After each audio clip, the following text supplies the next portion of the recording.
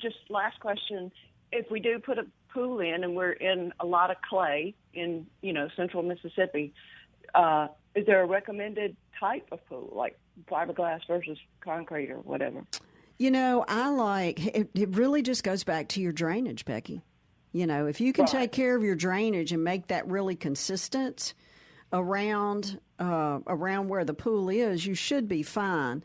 But I have seen pools put in I've seen a gunite pool put in. I've seen a liner pool put in where the drainage wasn't right and the pool was actually cattywampus in the ground.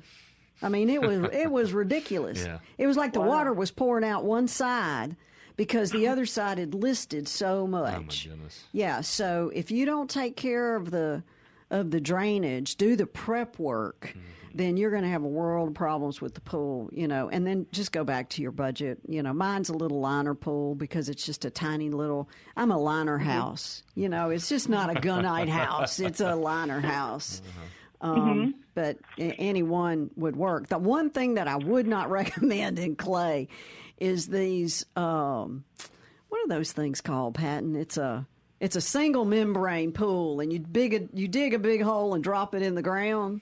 I honestly don't know. Fiberglass? Is it fiberglass? Yeah, Fiberglass? fiberglass. Yeah, that son of a gun. You don't do that here. Yeah. Just don't. You could do it down on the coast, but don't do it up in the middle part of the state because the ground will cause some compression. It'll pop right out of the ground. Yeah.